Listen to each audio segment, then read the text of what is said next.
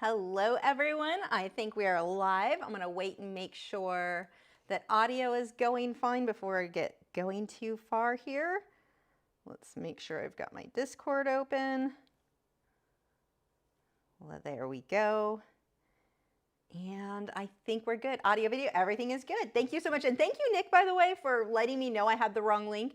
You guys don't have any, like the amount of work Nick puts into fixing when I screw things up and letting me know I did things.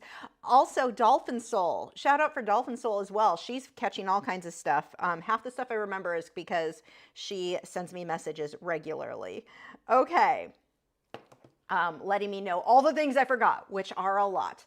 So tonight we are painting a yellow flower. I am working on a Fredericks. This is a watercolor canvas board. I've pre-painted my background in a periwinkle blue. Wow, that color is weirdly accurate on screen. And I've drawn everything out just so you can see how we get started with this. Drew it out on a piece of tracing paper, taped that to my board, and then used white transfer paper.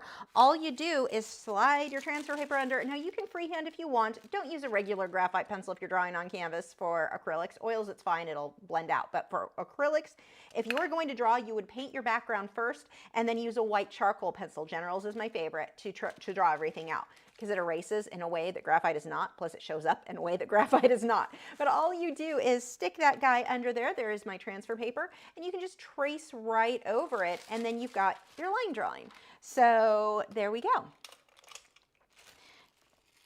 Now, so this, and when you tape this, you want to make sure you're taping it at both ends. Don't just tape it in the middle, because if you're in the middle, the thing's sliding, your line drawing is not going to be accurate. So there we go. Now, the reason that I'm working on a Fredericks watercolor canvas board versus just a normal canvas board is these are super, super smooth, like really smooth.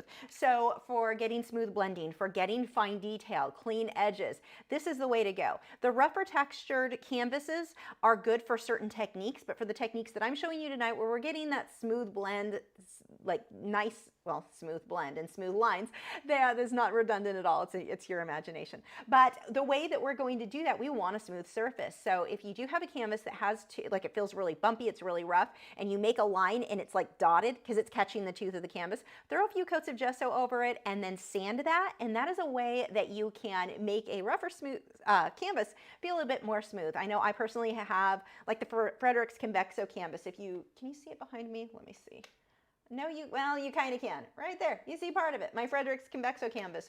Those have a rougher, it's a real thick canvas, it has a rougher tooth. I put 3 coats of gesso, sand it down, now it's just as smooth as this. So point is, you want a smooth canvas to get the best results. If you're having a hard time painting and it looks bumpy or rough, well, one, you need more paint and more water on your brush, but it may be as simple as the canvas is just too rough for that technique. So it makes your life a lot more difficult.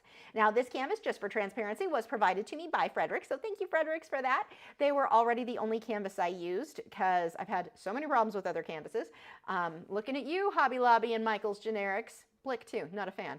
I don't like generic canvases, so I've had just everything from ripping easy to warped stretcher bars, bad stretcher bars, like the list goes on. So Fredericks is my go-to.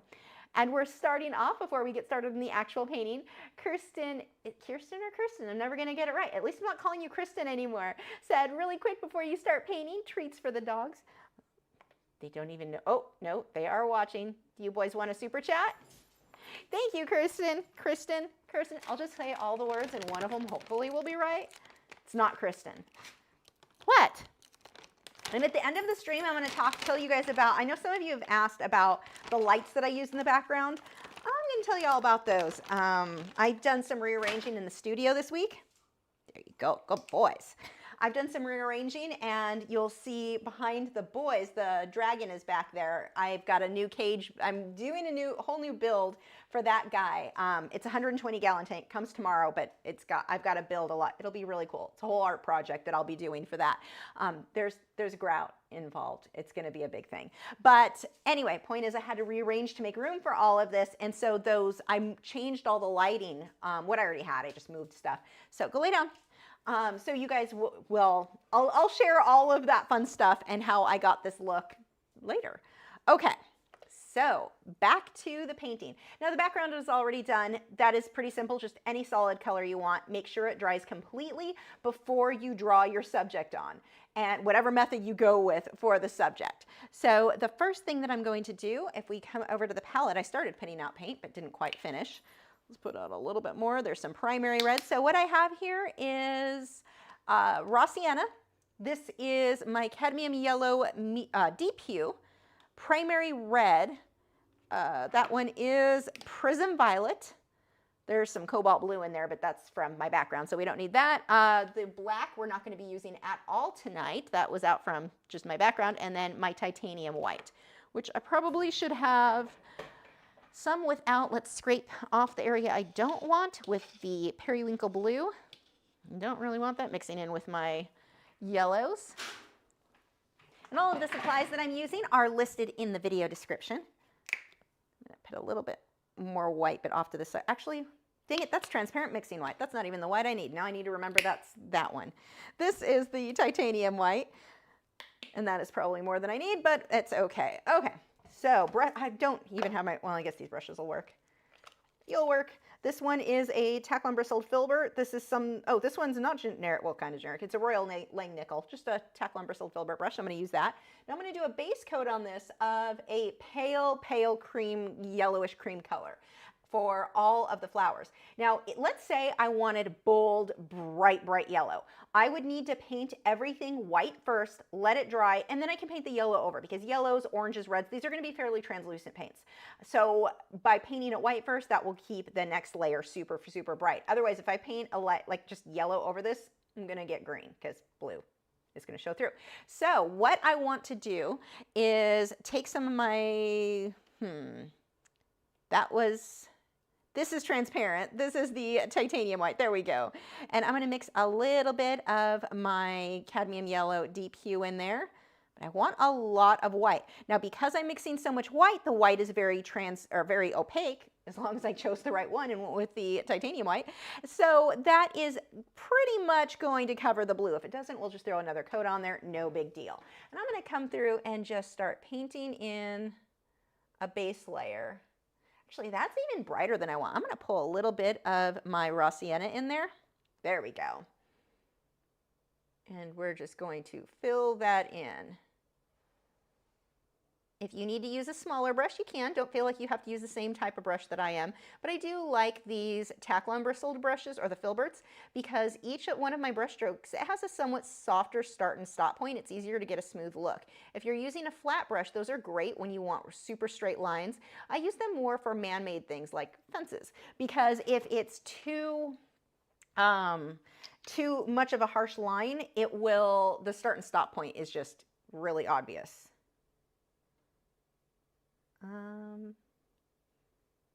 Okay, I'm going to mix a bit of water into that paint, and I always mix water in there. And I'm not worried about these little petals down there. We'll fill those in a moment. If you add too much water, though, you can see it's a bit more translucent. But it also is going to give me super smooth, clean edges. And if you are within the US and you want to bid on this painting, the link is in the video description. The starting bid is $65 if I did my job right. If you are not in the US, but you have someone in the US you can ship it to, you can have them send it to you.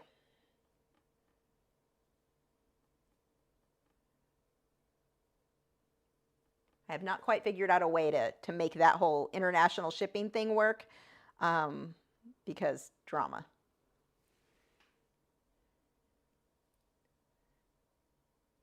I'm not worrying about any shading here. I want to let the blue show through in a couple of areas. I don't care if it's exact to the photo. That photo is just as a guideline.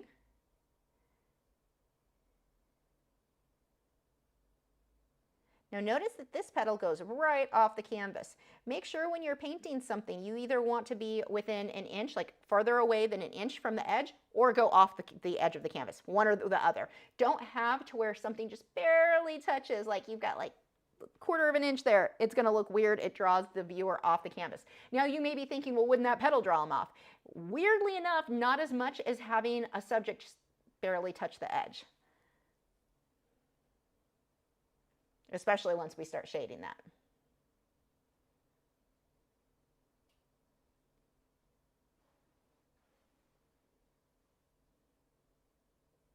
Now, the nice thing about flowers, they do not need to be exact. So if your petal is not shaped perfect, if you go outside the line a little bit, it does not matter for this. If you're painting a person or an animal, okay, sometimes that's going to matter. You don't want the nose like off to the left. So, or if you're painting a dog, you don't want the eye on the cheek. I've seen that done.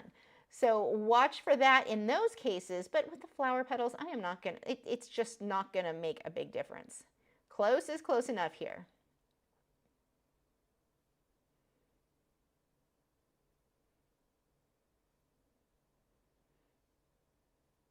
Now do make sure that your background, that blue or whatever, purple would be really pretty with this, make sure it's completely dry before you start painting this layer in. Otherwise you're going to make a hot mess. Be honest. Did that happen to any of you yet? I mean, I know because I had it happen in the past.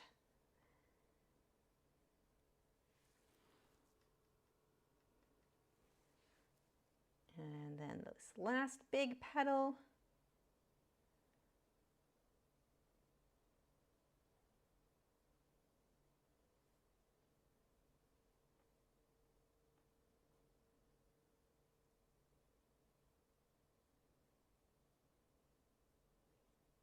Okay, now even though these, technically I could just paint this whole thing yellow and then redraw those lines in, that is definitely like would work. But what I'm going to do is just make them slightly darker or lighter. It doesn't really matter which, I just want them a slightly different color because we're going to do so much shading on top. But this is going to help me keep track of what petal went where, separate from the ones we just did.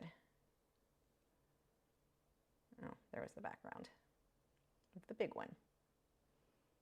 If a little of that blue background shows through on the lines on the edges, totally fine.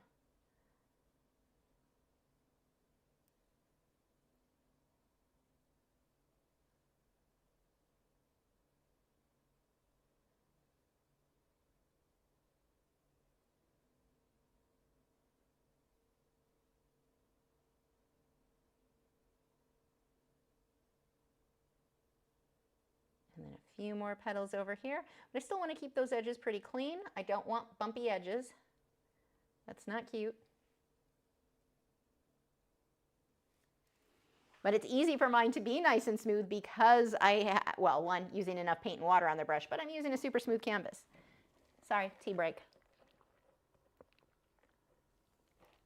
Okay, so the next thing I need to do is get a base for the center area. So I'm going to take my paper towel and wipe the paint off the brush. Just going to pinch that off. Now I can go ahead and rinse it in my container of water over here. And my dirt frogs are talking, so if you're hearing that, those are frogs. Okay, and we have back here. So I want to go with, I think I'm going to go with, oh, red oxide. I forgot to put some of that out. We'll go with some red oxide. I'm going to pull a little bit of deep violet to shade this. Now, one mistake that a lot of people make is they think that if I need a color to be darker, just add black.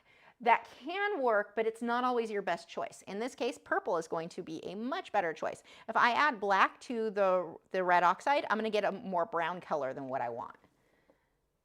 So I'm just going to fill this in so that I've got a dark base.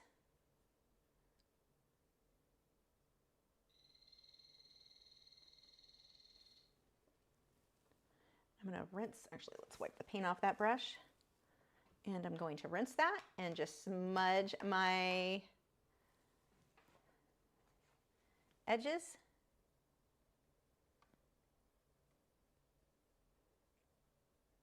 So just kind of a soft line that I'm not sitting there fighting against. And while I'm here, I may as well go ahead and paint the stem on. And actually for the stem, I pulled out green, but I'm going to use the same cobalt blue I used in the background and mix some yellow in with it. Kind of an olivey green, so we've got some white thrown in there and some raw sienna. It's a very soft, it's not like in-your-face green. And what I'm doing is I'm mixing from colors that I've already used. That is not in focus. Let me fix that.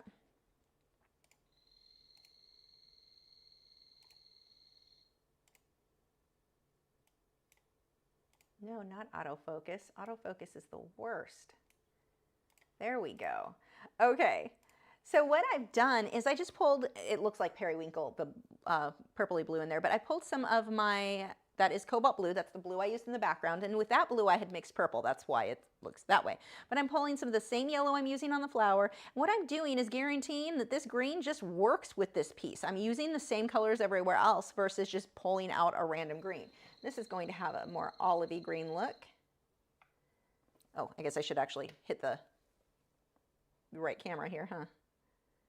And we'll do shading on top of that, but that gives us a nice base.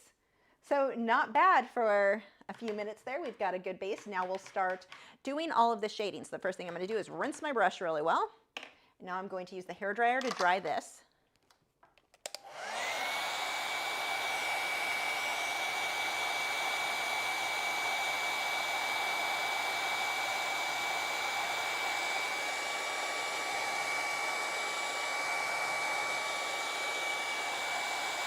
Now you want to make sure this is completely dry, because if it is not, it'll pull some of that up. If you touch it, it feels kind of tacky. Go ahead and let that set a bit.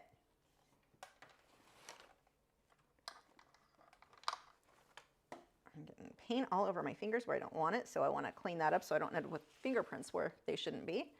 Okay, next, I am going to start with the flower petals that are furthest in the back. Whenever I am painting with acrylics especially, start with whatever is farthest back and move my way forward. That way, if I'm blending, I'm trying to get this to be all nice and blended and it smudges over these petals, they're in front of it. It doesn't matter. They're going on top later. So it's easier for me to just go ahead and start with whatever is in the back and come forward.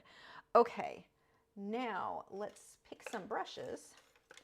Got all kinds of brushes over here.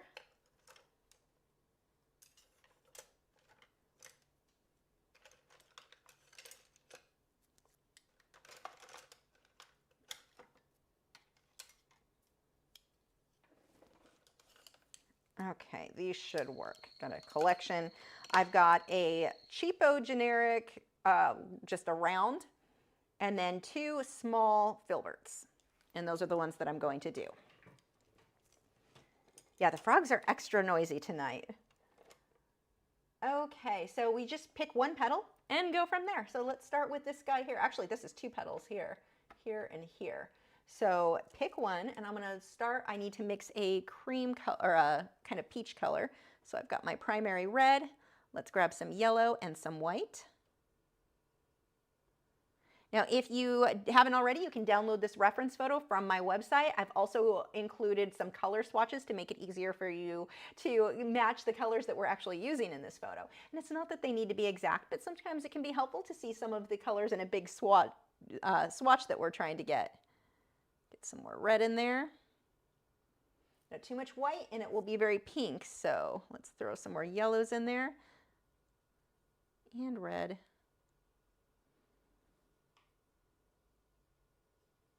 And I'm using Liquitex Basics not because they're cheap, that's just an added bonus, but they work really well for my techniques.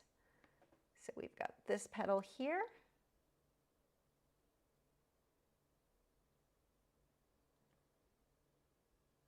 And we've got some darker areas along this edge. And some streaks. Let's fix that there.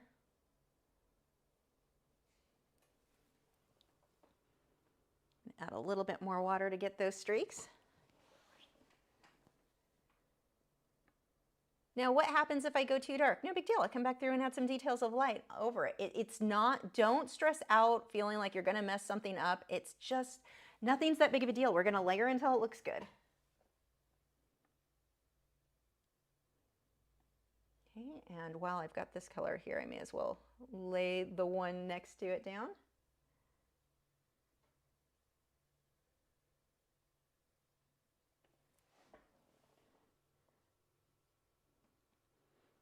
Now, normally I tell you guys to do one petal at a time. And yeah, to an extent, I'm gonna, just for time's sake, I am going to do this layer sort of that I need this color throughout everything to start mapping out where my lights and darks go. I do really quick though, want to change this camera because it is overexposing these lines. It's a little bit too bright. Let me fix this a bit. No, saturation's not the problem.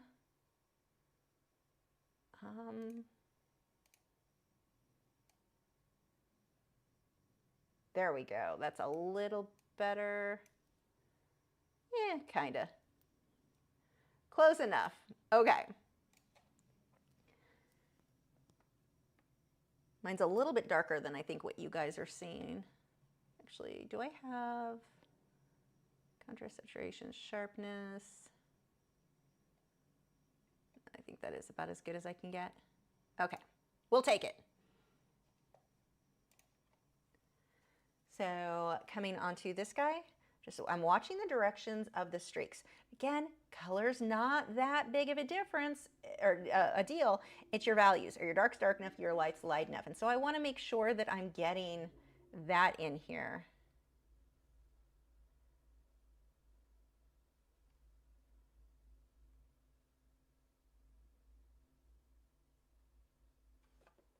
And we've got some darker areas here. And some of this is going to have more purple pulled into it. I'll go back and forth.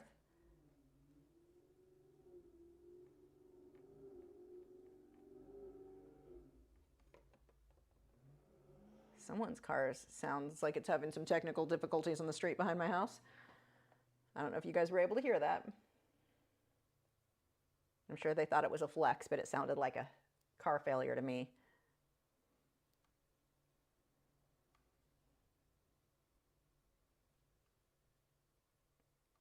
We've got this shadow in here, and it looks, you want to think of this as abstract shapes because right now this looks horrible. It's supposed to, it's fine, it's going to be good.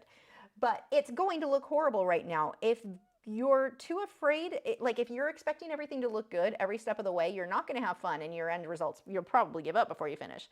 So don't be bothered by the fact that this is not a pretty stage. See how I'm curving these lines? That is really important in creating that three-dimensional look.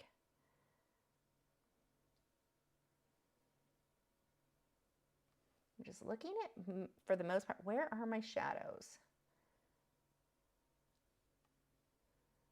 This whole petal will end up getting a lot darker later. And now that I'll have all of these in, it is going to make it so much easier to figure out where the rest of my lights and darks go from here.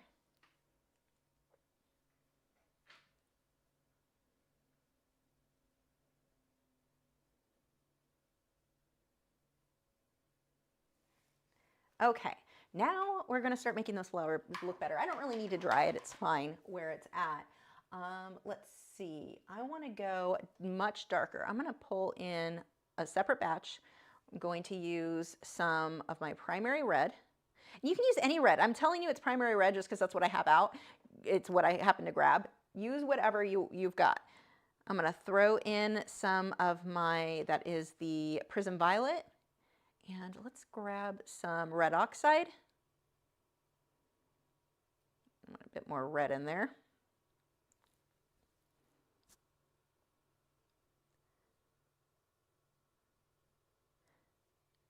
There we go.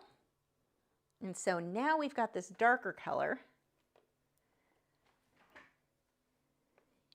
And actually, which brush do I want to use? I'm going to rinse this brush out and use a smaller round brush for a bit.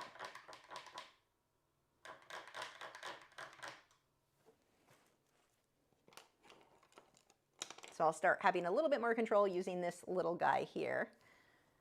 And I'm going to thin that with water, as always. If you don't have enough water, that is not going to flow nicely.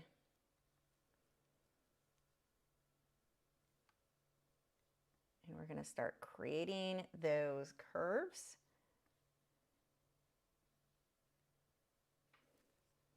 Actually, let's switch over to, I'm going to use this. Actually, no, I'm going to glaze that. Okay, I changed my mind. I'm going to keep doing what I'm doing, getting some details, and then I'm going to glaze color over a lot of this after this layer dries.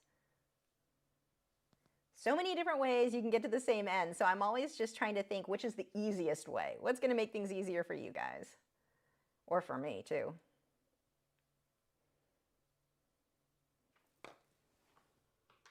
Get some more water in there. That line was starting to look bumpy, so that lets me know I did not have enough water on the brush. Now, the trick with this painting, this flower, to make it look really good, it's that high contrast. It's not just a flat one shade of yellow. And when you first look at it, that may be what you think. Oh, it's yellow. Yeah, look at all the values in here. Look at the lights and darks. This is what we're really getting in there. And all of the shadows, the darkest shadows, are going to be created with that violet, that purple color, not with black. You start throwing black in here and you're going to muddy that up. This black I use for shading some things. This is just not one of them. Whenever you're using yellows and oranges, I try to avoid black if at all possible. Now, there are sometimes, like a clownfish, you're going to have black up against orange because that's just the nature of those guys. But if I can do magenta instead or purples instead, I am definitely going to go that route.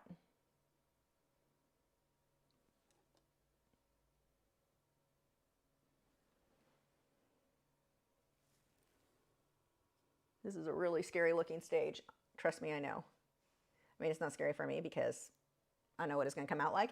But if you're new to painting, you may be looking at it going, oh gosh, don't give up, keep going.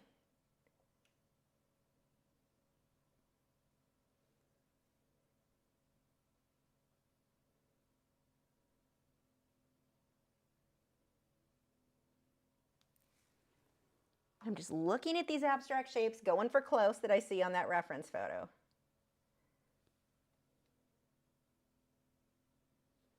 Got some of these definite lines in here.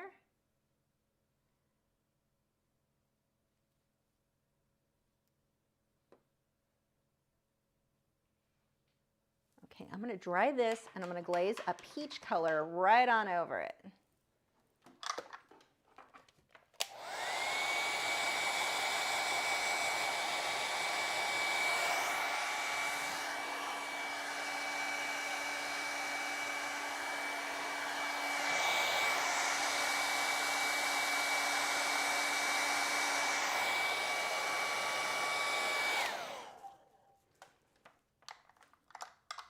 Okay, so for the peach, I don't want to mix white. You may be tempted to think peach, you need white. It's a glaze. We don't want that in there because that is going to, well, it'll be pink and opaque, and it's a glaze. We want this to be translucent. So we can use a bit of the red and a bit of the orange. Or yellow, not orange, which is making orange. But I'm going to thin that with some water.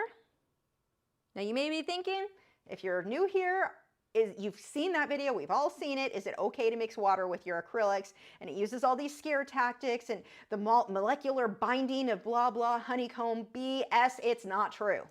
It's a weird, like, people have been spreading that crap for a while, and some woman made a video that has like 10 million views or something, I don't know, some insane amount of views on it.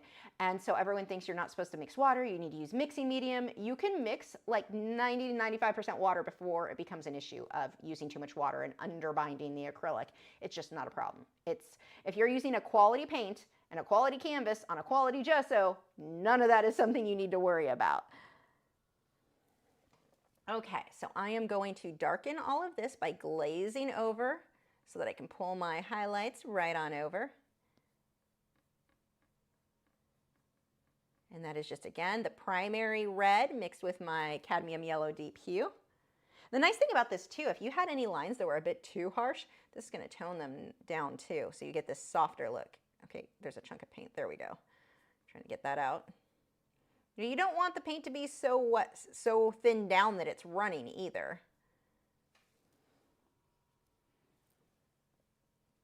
So this is a nice color. I'm just going to go over those little petals while we're at it. Go ahead and put it over everything. Because I can still see where those petals go. So let's just make our lives a little bit easier.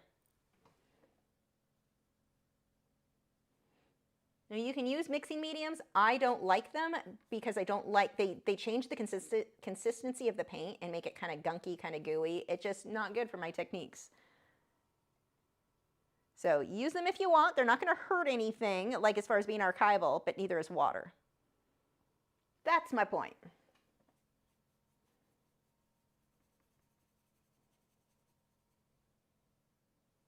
And this is one of the things I love with the Liquitex Basics. They're so translucent. When you're doing these glazing techniques, they're wonderful.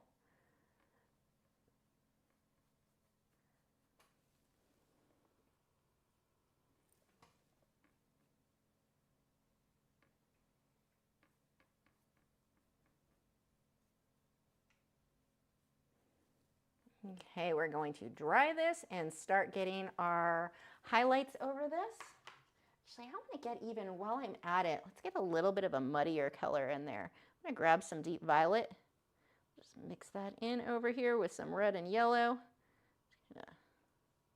Dirty up that color. And let's go ahead and get some of these darker shadows. I don't need to dry the previous layer. I can just go right over it wherever I want that darker area right now.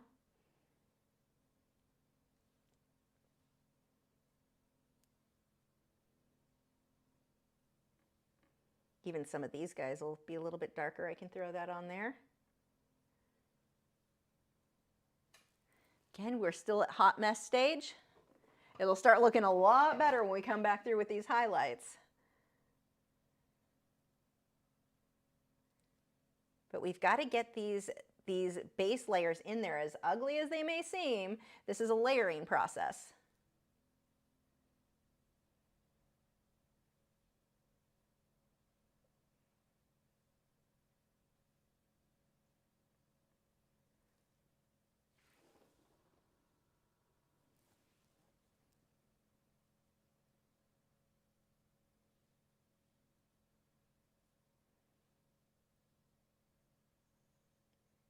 And if our dark areas are not dark enough, those bright areas are not going to stand out the way they need to. So you want to make sure you're getting good contrast. Let me dry that, and then we've got a gift from Heather. I don't want to say it too loud before the boys lose their stuff.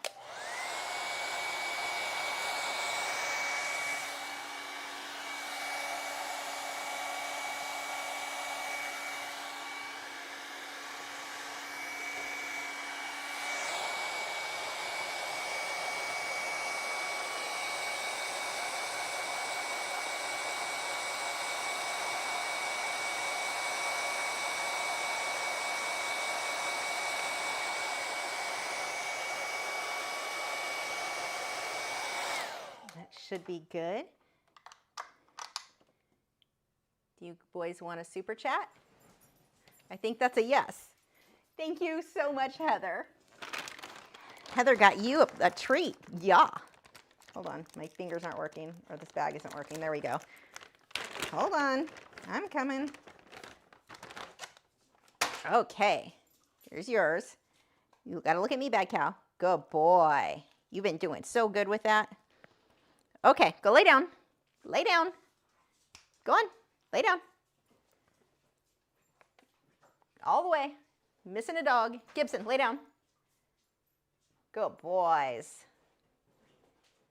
Thank you again, Heather. Gibson, what are you doing? Lay down. Everyone lay down. Down. Like, but you didn't bark at us to lay down, so we don't have to do it, right? Okay. Now we're going to come onto these lighter cream areas. Okay, which brush do I want to use? I think I'll use this guy. So this is just a number 6 filbert. And I want cream. I'm going to use some of my cadmium yellow deep hue and titanium white. We're going to make these stand out a decent amount. If we need to smudge them, I've got a bottle for misting water. This is my fine mist sprayer. This is a must-have when you're trying to get smooth blending. So let's grab you, and then I can smudge with this brush. So I'm going to use 2 brushes. I can apply with this brush and then a clean brush that has a little bit of water on it, slightly damp, to smudge things out. Now, if this brush that's slightly damp is too damp, too wet, it works like an eraser instead of a smudging brush. So let's just pick any one of these. You will work. We're going to start putting in where those highlights are, and then I'm going to take this brush and smudge that out. And this will give me that nice smooth look.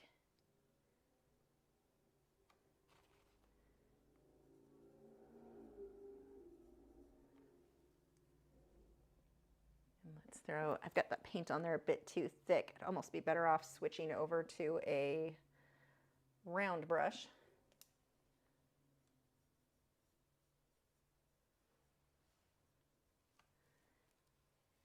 And we want this super bright. So you can see where we wanted that base layer to be so dark, those previous layers. If they weren't dark enough, this wouldn't stand out well.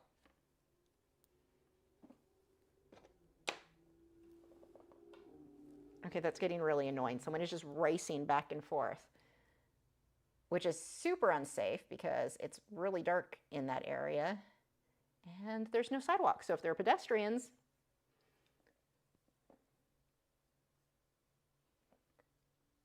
people are dumb. I'm just making sure to pull this down so I get that slight curve in the streak. And this looks like it just stops, but that's because we're going to have that other petal right there.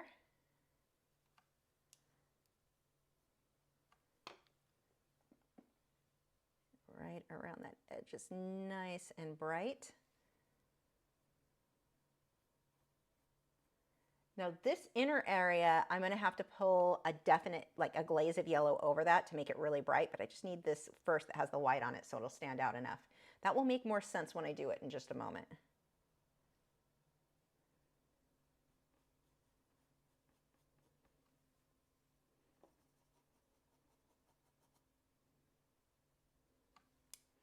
Now notice how harsh some of these edges are. It needs to be.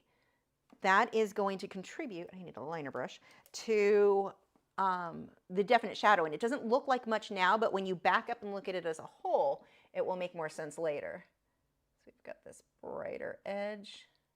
So I'm using a liner brush. This is a synthetic hog-haired liner, but even a taklon bristled liner would be fine too. Use that all around here where it needs to be really bright. Have those more definite edges. Start cleaning some of that up.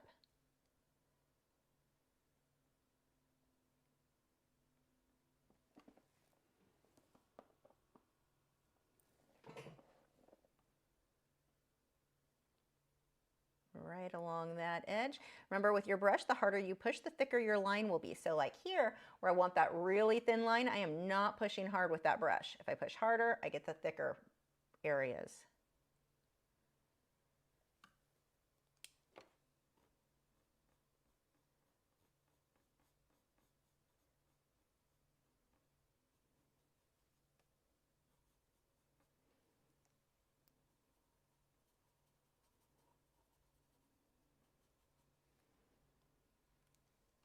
Clean that edge up.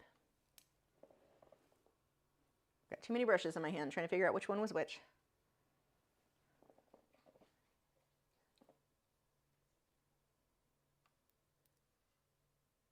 So we've got this really bright area here. We're going to pull right through there.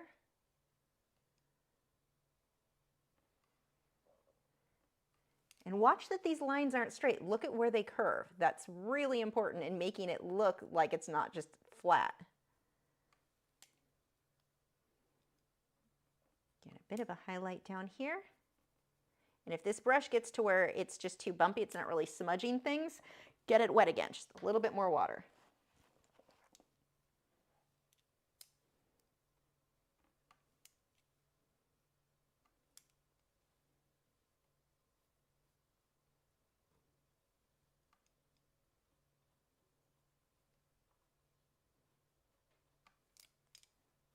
Using that clean brush, and we're going to smudge that out.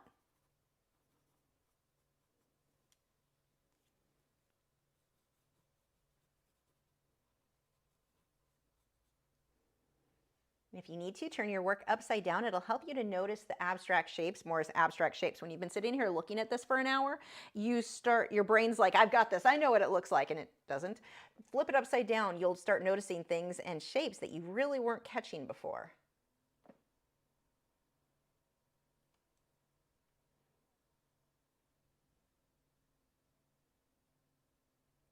That's part of this other flower here, or the other petal. We'll just sketch that out.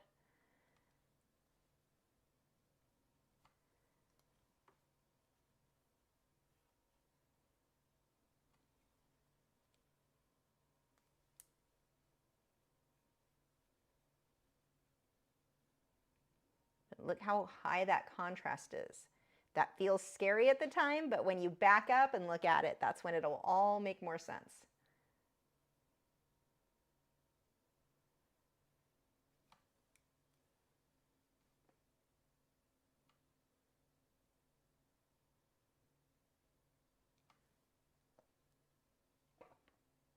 really light highlight around that edge. Starving Artist Collective, you're in Australia, aren't you? I know you're saying you're having problems with Patreon telling the payment is declined. Right now, Australia and PayPal and Patreon are not playing nice together, and they're trying to figure that out, and it's really annoying. Yeah, that's what it is. I found that out earlier today. It's an Australia thing right now with PayPal and Patreon, and they know it's a problem, and they're trying to sort whatever is going on. So it should be sorted soon. The good news is they know about it. So initially what they were telling people was, oh no, it's PayPal's problem. And PayPal's like, no, it's Patreon's problem. Okay, I don't care whose problem it is, fix it. So yeah.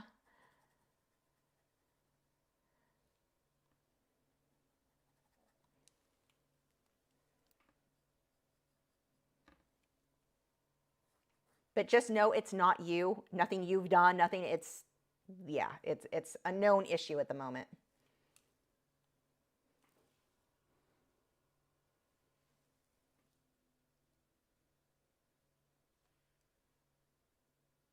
And I apologize for that inconvenience for sure. If there's a video you want to watch in the meantime, just send me a message and I'll send it to you.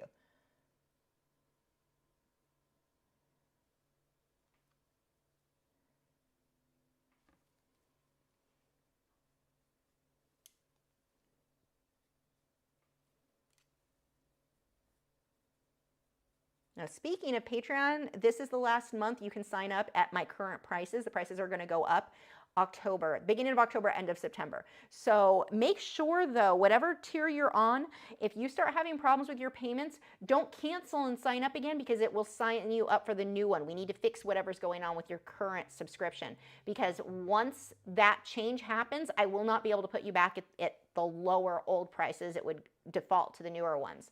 So just a quick thing, because I know some people will cancel and re-sign up on Patreon when there's a problem with a card or whatever. You don't want to do that. You want to keep your current account, your current membership. We just need to sort through whatever is happening with those payments when that does occasionally happen.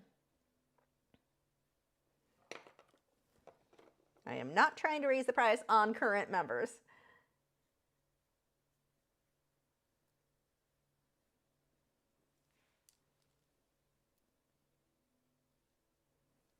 Little highlight over here.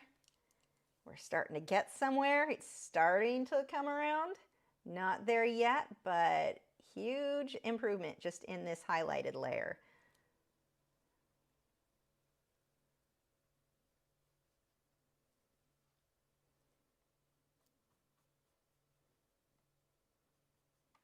A lot of this right now that I have cream is going to have a bright yellow, a bold yellow glazed over it.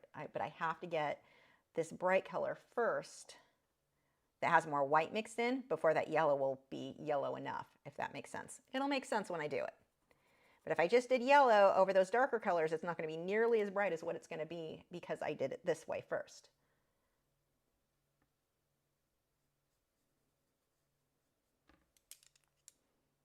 Just look at those abstract shapes. They don't have to be exact, but go for close. It may not make sense right now. It'll all come together in the end, as long as you're actually copying what you see. So let's start getting some highlights on these little petals.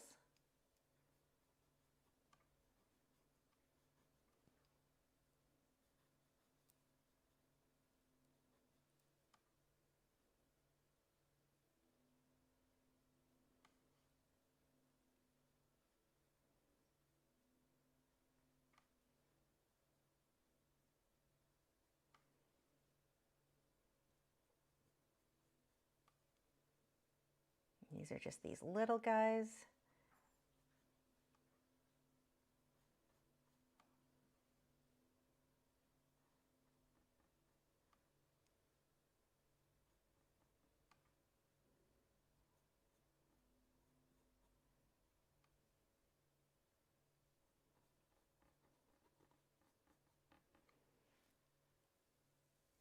And then we'll get some more streaks over here. Okay, now let's see, what do I want to do next? I've got that brighter yellow. Where else needs the bright yellow? Oh.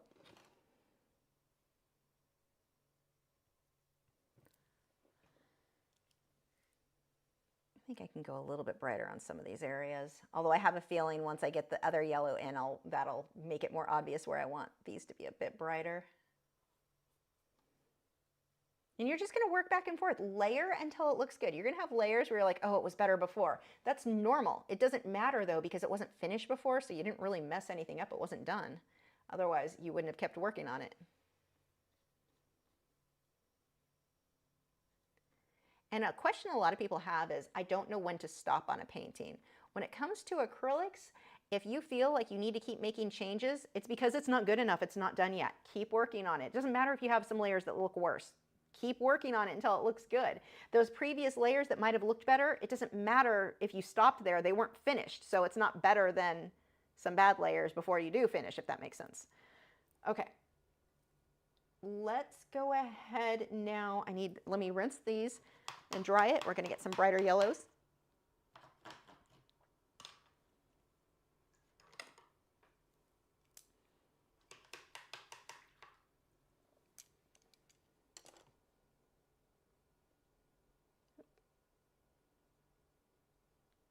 Oh, hold on one second. What do we have? Risk of controlled outages. Oh gosh, when?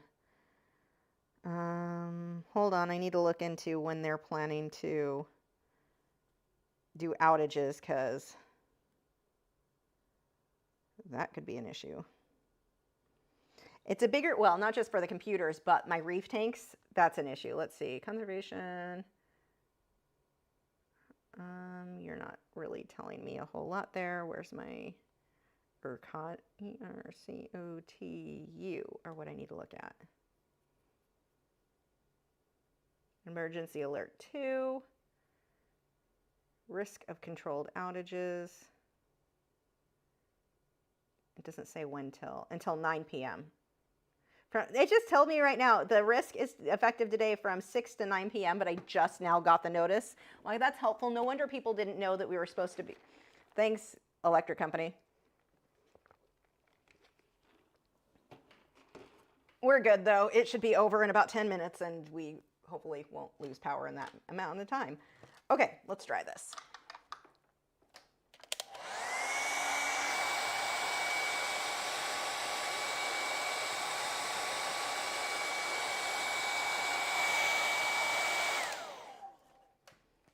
Now I am going to be just using the cadmium yellow deep hue, and I'm going to use this same brush over here and some water.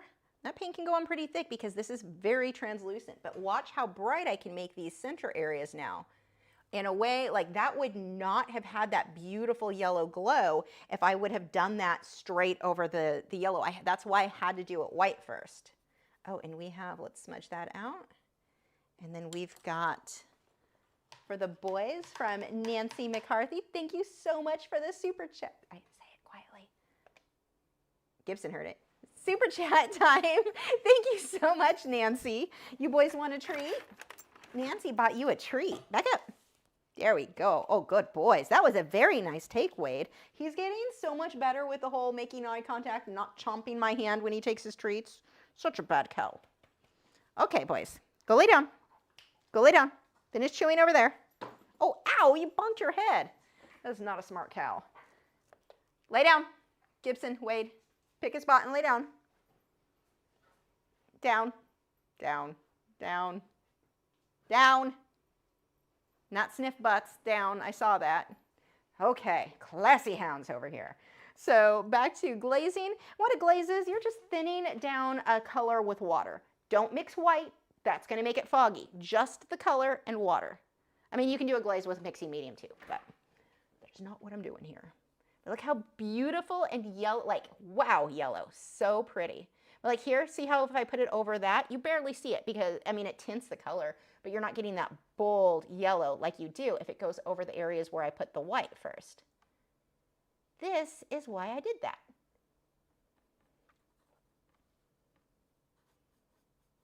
And the yellow is so translucent that you don't have to use even that much water to get it really to work well as a glaze.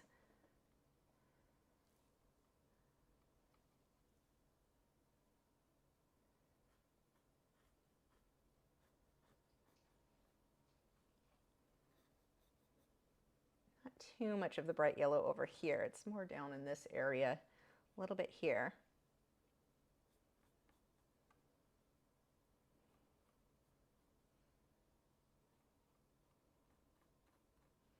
You can really see what I keep talking about. It's all a layering process. Those first layers were so terrible, and we still have to clean some stuff up, but now it starts really coming together. Okay, and I'm going to take a little highlight with some cream and yellow, go right along the edge of this stem.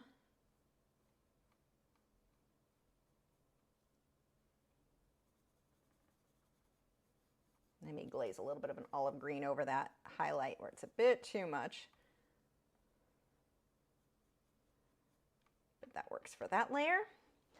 And now I want to start, I'm going to dry this. I'm going to start taking some violets and oranges and start defining some of these inner petals now. We'll get some highlights on those.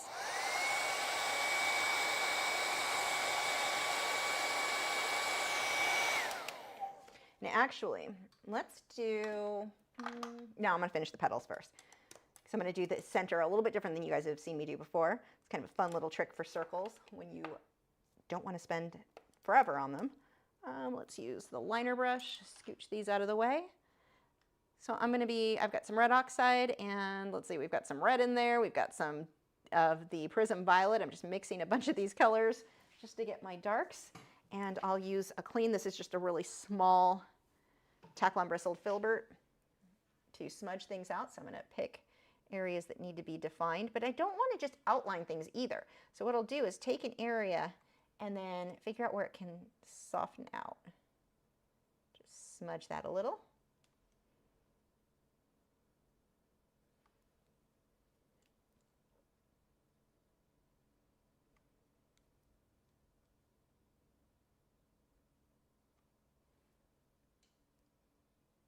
We've got some definite little streaks in here we can be doing with this darker color. I'm going to do the same thing. While I've got that color out, I can add a bit of a shadow on the stem and pull that up.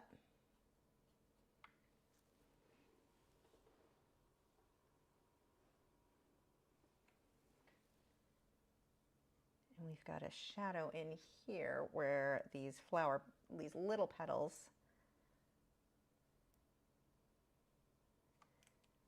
go. We'll pull that out. Remember, if this brush that I'm smudging with has too much water, it works as an eraser instead of a little smudger.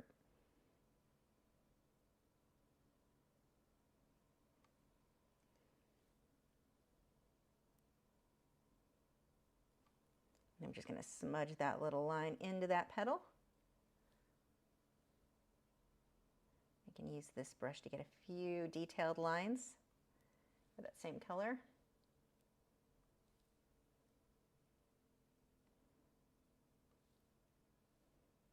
We've got some detailed lines in there. I'm just going to soften those out. Same thing, I'll soften these just a bit. Now the softening and smudging only works if that line is still wet. If it starts to dry, that is not going to work for you.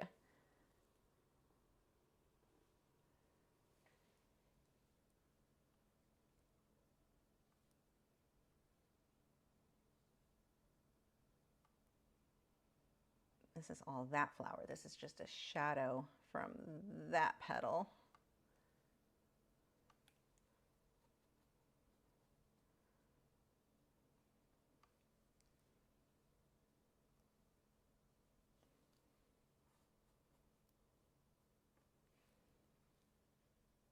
And I'll come back through with some more details with the brighter highlights too.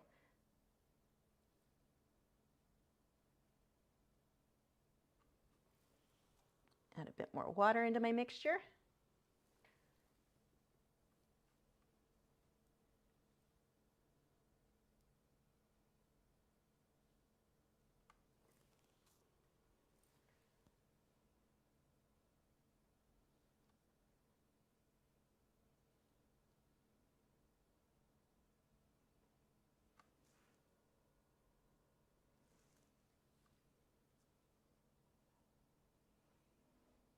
Remember, it doesn't have to be exact. It'll still be pretty. Just go for close. You have plenty of lessons that'll take you through being more exact and more precise, but for something like this, we just need it to be close. A more simple, fun project.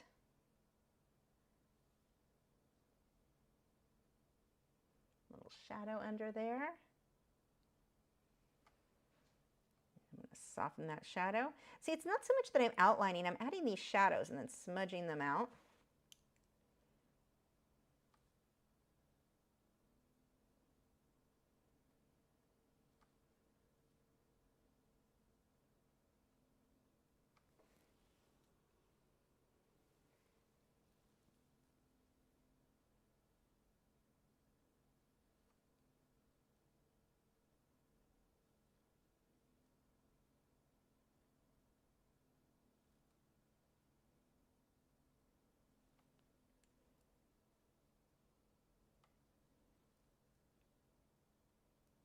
You can see this color is not exact to the photo for that shadow. It's okay, as long as it's dark enough. That's what I care about.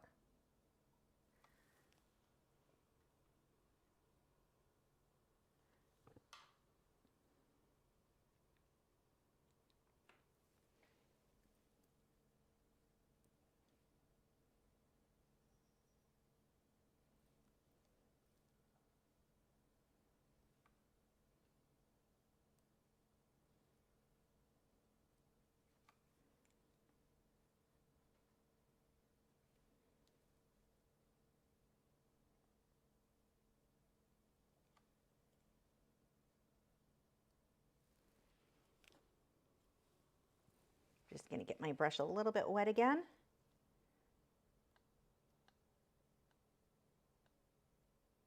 Oh, this guy already has a bid. You got a home already, buddy. Oh, pressure's on. I need to make it extra good now that I know for sure it's sold or somebody is buying it.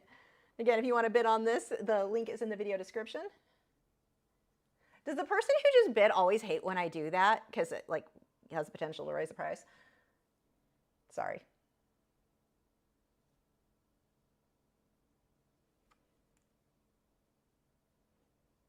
I love this project though. I love how you can really see the layering process, how stuff starts coming together, because it started off looking so terrible.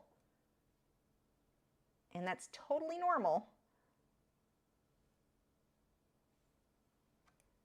But it's a stage that so many get afraid of and they don't finish because they're like, ah, it's bad, it's not going to look good. It's just a part of the process.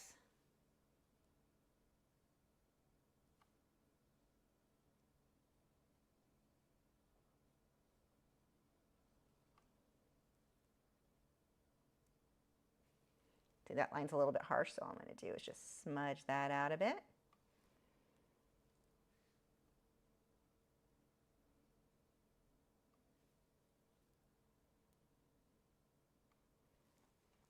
Let's start getting some more definite highlights. I'm getting excited about how this guy's coming out. I'm going to use the round brush now. Where's my little... This weird little generic brush has been the handiest thing. I've gotten so much use out of this guy lately.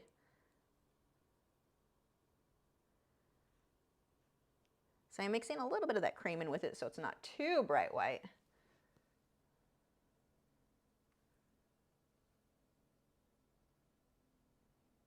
Some of these I'll make brighter yellow, defining those little petals a bit more, but I've got to make them brighter first.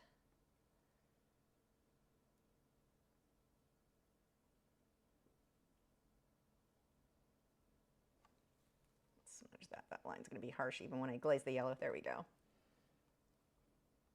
Oh, I didn't find that whole section there. That's why it looks funky. Let me get that in there.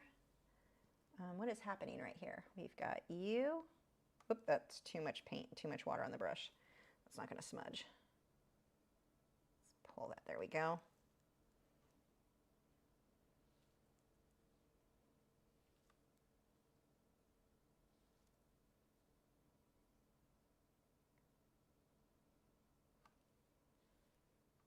And then we've got the highlight in there. A little bit of a highlight here. Let me dry this. We've got a huge, oh my gosh. Let me dry these really quick. I have to say it quietly before the boys see that. From Maria Henry said, I've been watching so many of your lessons and will be joining Patreon tomorrow. I'll be looking forward to learning and better my skills. I love oils and acrylics, but I may get my toes or fingers into colored pencils. Go lay down. Lay down, Mr. Assumption. You know, that dog is not very smart, but somehow he knows when there's treats in. Anyway, says, but I may dip my fingers into colored pencil and pan pastels. Oh my gosh, I'm so excited. I'm so excited for you to see all of these lessons we've got for you and all of these mediums. Thank you so much. That is a huge super chat. You boys, each, oh, somehow I chopped Wade's head off. You both get a whole cookie. You want a super chat? You got a big super chat. Oh my gosh. Thank you so much, Maria. Okay, you guys are going to have to take these to your bed because they're big. Go lay down. Lay down. Take them to your bed. Good boys. You're going to stand there and eat them, aren't you? I can't even get mad about that. Oh, thank you again. Yeah, that Starving Artist Collector says deserves 2 treats for this one. Basically, that's what just happened because I gave them both a whole huge chunk. Now, don't choke on them. Nope, lay down, Wade. He's like, but mine's gone. Lay down. Lay down. Cow. Lay down, bad cow. Wait, Gibson's still working on his. No, you got yours. Lay down, Gibson. Thank you again. Okay. As she says, plus I'm a dog lover. Me too. Especially those ones. I mean, I guess we always think our own dogs are the best, but okay. Thank you again. So back to details on our flower. Let's see. I was defining you guys, let's get some more highlights in there. I'm going to switch over to this guy and smudge with, this one's too wet. Let me dry that off on a paper towel. So we've got some highlights in there. I want to start really getting that brightness. We really want that contrast now. That contrast is what makes this piece, this reference photo, stand out so much. It's not that it has so much detail, it's that high contrast with the lights and the darks. So make sure that you're not afraid to hit those, because that's a normal fear, by the way, to be afraid to make your high contrast. But don't be afraid, because that's what's going to make this look so good. It's not about having the perfect detail. It's about getting those really bright brights, those really dark darks. That will make such a difference on this piece.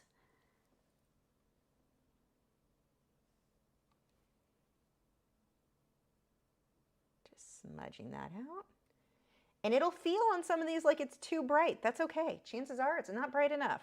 Whatever it is you're doing, usually most people don't go bright or dark enough because it's scary. It feels safe to keep everything in that mid-range. But these bright, bright highlights that I'm adding in here, these are going to make a huge difference in that end result.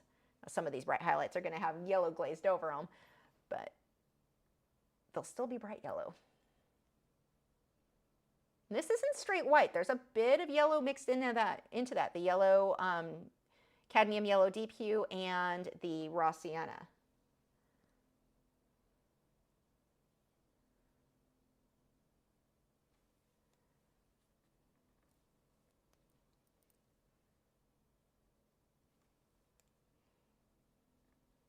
Now what happens if you go too bright? Because that's what everyone's afraid of. If I go too bright, then what? Glaze over it and tone it down and do it again. Like, it's no big deal. It's an acrylic painting. You know, when you're getting into colored pencil and some other mediums, yeah, you hit a point where you can't get more layers. That is not a problem with colored pencil or with acrylics. So don't be afraid to make mistakes. It's so easy to fix them.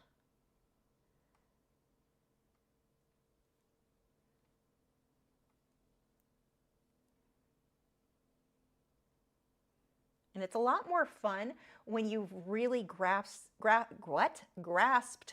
why, is that hard to say? The idea that I can fix anything. There's nothing I can do to this that's going to ruin it.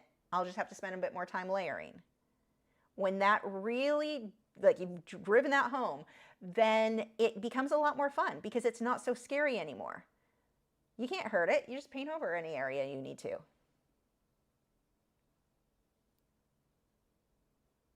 And once I always see that with students, when you finally get over the fear of messing things up, oh my gosh, not only is it more enjoyable, your work starts getting so much better because you're not afraid of messing it up. So you're more likely to take a risk, try something a little bit brighter, a little bit darker.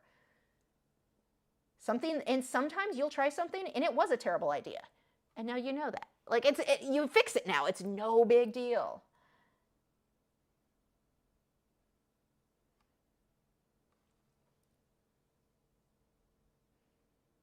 Let's get some of these a little bit brighter so that I can go over it with the yellow. And right now it's going to look too white, but that's okay.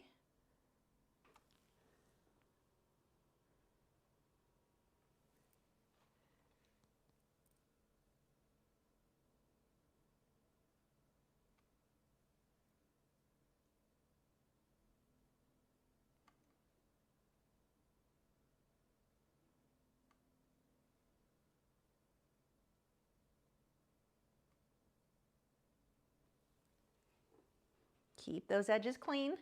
We don't want fluffy flower petals.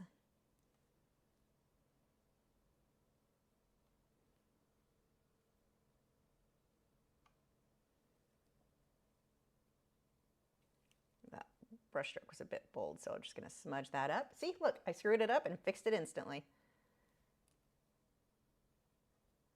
And that's the other thing. You want to make mistakes now, because if you're working on a big project, let's say 5 years down the road, you've never made a mistake. Everything's always been perfect. You're working on this huge project, it's a commission or it's something that you've just, huge canvas, whatever it is, it's a big deal. You mess up, you don't know how to fix it because you weren't making the mistakes at the beginning. Get those mistakes out of the way. Be a master of mistakes and be a master of fixing mistakes.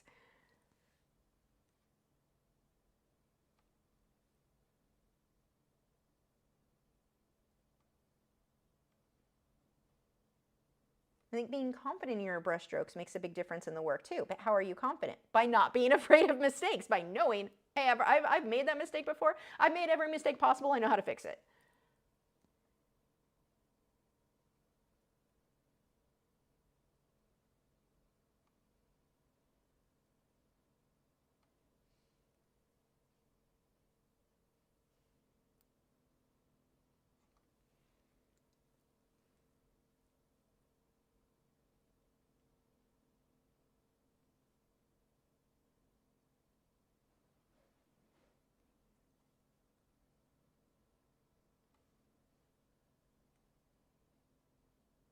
Yeah, just keep adding a bit more detail, a bit more detail. Now I'm going to let this set for just a minute. Actually, no, I'm going to glaze it first because what I'm about to do is, for the center little areas, is going to be really thick and take forever to dry. So let's actually glaze this first.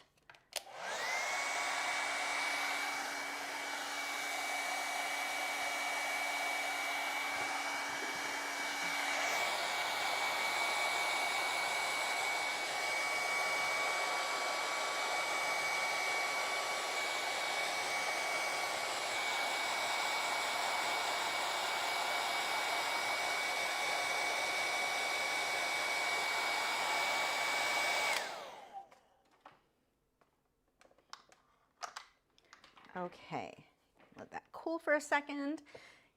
And I'm going to go back with that original filbert I was using earlier. And same thing we did before, just yellow and water.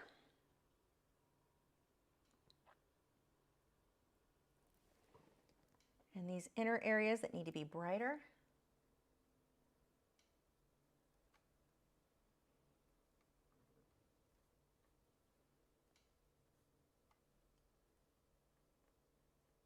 Look how pretty that is. It just glows now. But you have to do that white, well, I did cream, but white would work too, first in order for this glow to really happen. And let me show you over on this camera because it's usually more accurate.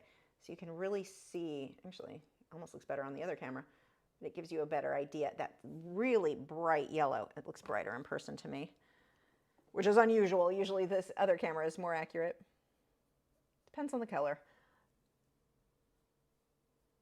Don't put it everywhere because some of these outer areas, we want them to stay more cream than yellow.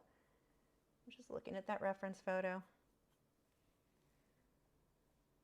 Okay, and now I'm going to mix a little bit more of that green that we did earlier. So a bit of that cobalt blue, some raw sienna, some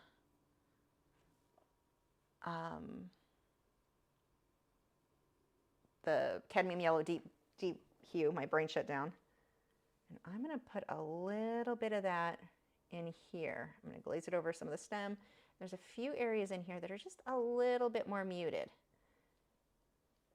Not too much. And it's the same color I used on the stem. I don't want to go crazy with this.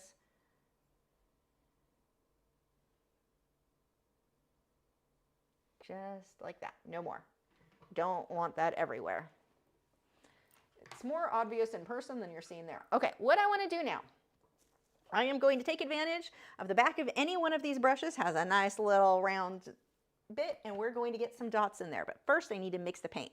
I do not want to thin this paint down with a ton of water though, because then it's not going to work. This needs to be thick to work. So we'll get some yellow and some red. I've got some, and I am putting this on there very thick.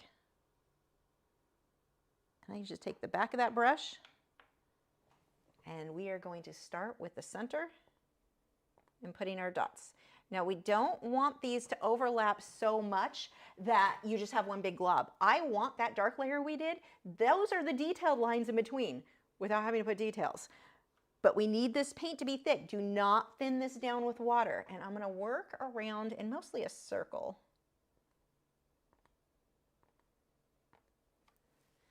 And as I get further out here, I'll add more red. So right now I'm still more with the oranges.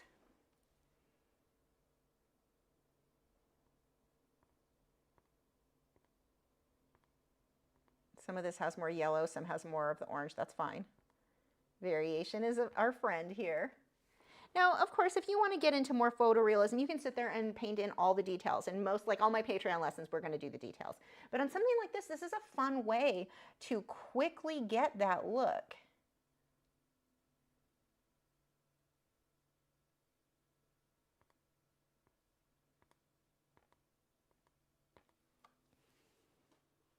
Make sure that dark stays put though. Don't cover all that. Like some of this I need to keep reloading.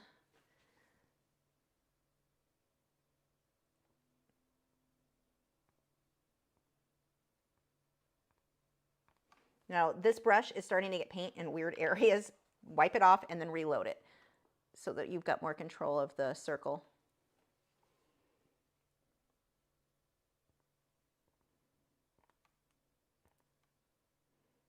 We can get a little bit bigger as we move out. And I'm going to start using more definite red.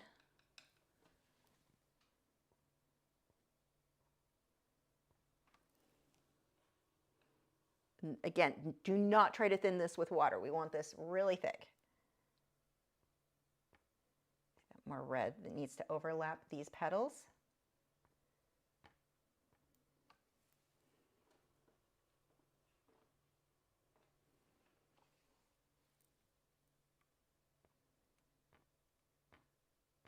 And these ones I'm actually pulling the brush because I'm basically painting with it. I'm using it almost like a palette knife. Scraping that along there because some of these are not perfect circles, especially around the edge where it changes perspective a bit.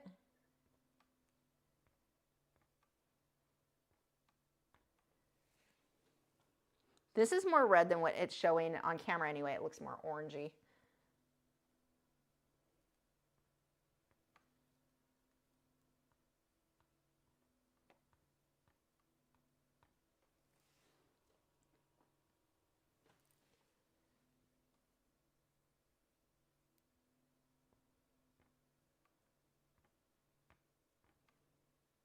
But it gives you so much of this texture, not just, I mean, you can actually touch it when it's dry, it'll be a bit bumpy, but it gives you a lot of texture visually, with like very, very quickly.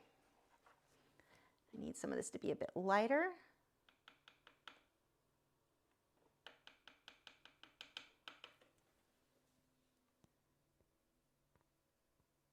Highlights on a few of these.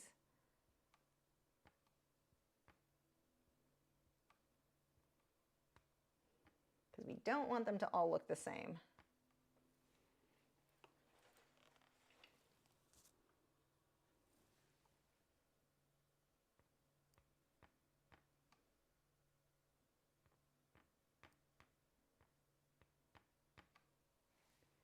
There we go. Oh, I love how that came out. That looks so good. Okay, I want to make a few areas where the red's a bit more bold. We're just about done with this guy.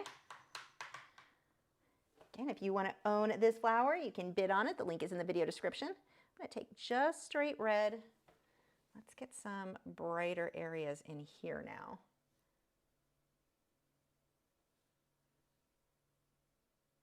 Oh, that's such a pretty color. It looks a little bit more orange for you guys. This is definitely more red. I'll see if I can adjust the color in just a moment here. Too red. There we go. We'll just tone that down. There we go.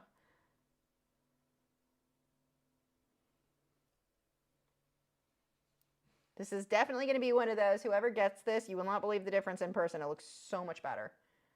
I mean, not that that's not common, but this is certainly one of those cases.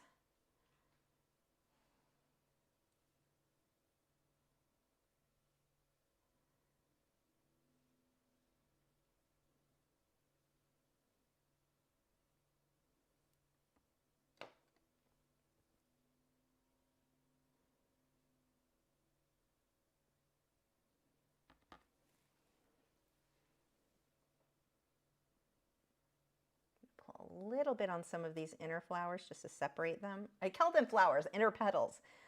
Why are words so hard for me?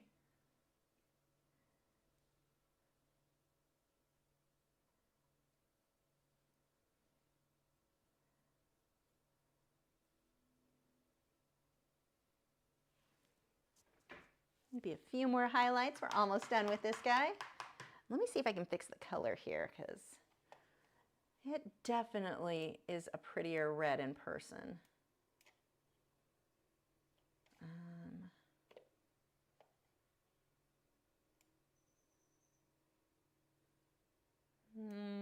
I guess, kinda.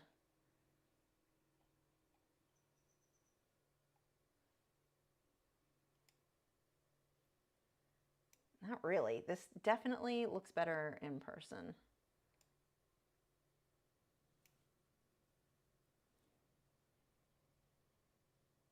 Oh, well, I guess that's going to be close. Kinda not.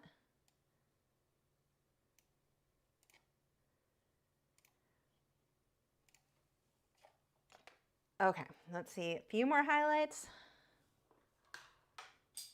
Throwing a brush on the floor. I need to teach you guys to bring me my brushes that I drop. Got to put you to work.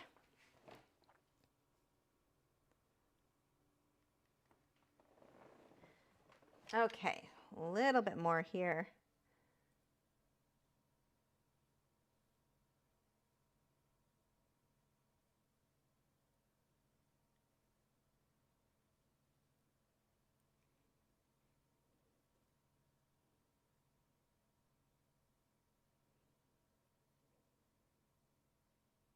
Actually, that should be done with a smaller brush. I should stop being lazy, put down the big brush, grab a small one.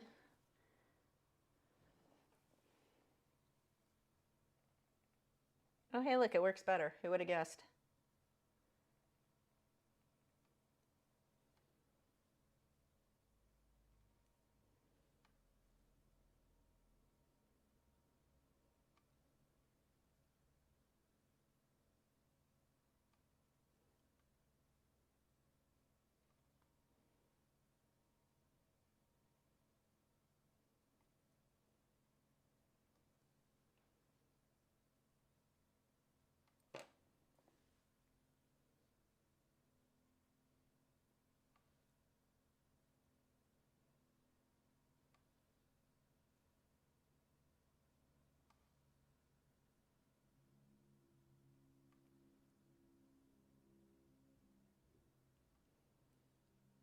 Making these little ones stand out a bit more around the tips.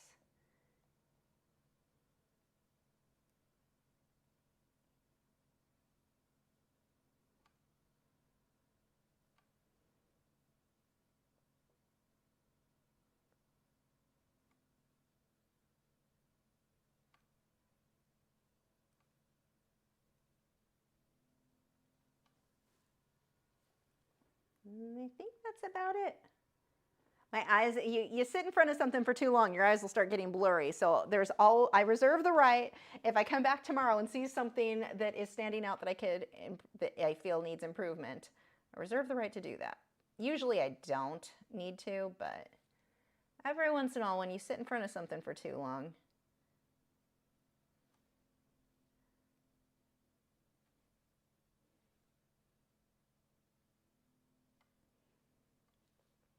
Just a few more of these definite highlights. I wish this looked the same in person as it does on, or looked the same on camera as it does in person. Now this one has like a flowery thing, a petal or something, a leaf down here. I'm not including that. I think it looks weird if I put that in the painting. It doesn't make a ton of sense to me.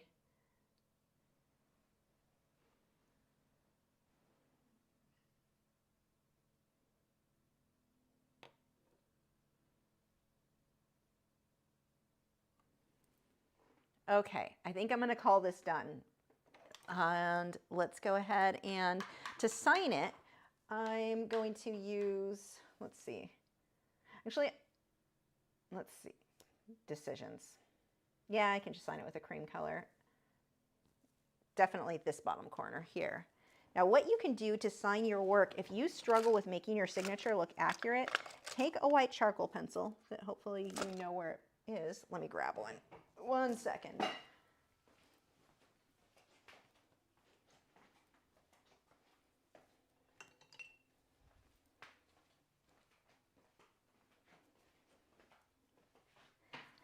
This is a General's white charcoal pencil, and I can actually write my name so it looks just like my signature. If this is something you struggle with. Now, over the years, you'll hit a point where you don't need to do this anymore. This is just a little trick while you're getting used to writing comfortably with a liner brush. Now I'm just going to take my liner brush and I'm going to use one of the same colors that I used in the painting. So we'll just go with the cream. So I'm going to add a little bit of raw sienna to it so it's not too bright. And you just trace over what you did. Now the trick here is that your brush, well, one, I need to thin this paint with some more water so it'll flow, but you'll make a line, lift the brush, and then connect the other line. Lift it, connect this line. If you try to do it in one movement, it's going to skip, it's not going to come out right. So like half circle, well, I need more water again.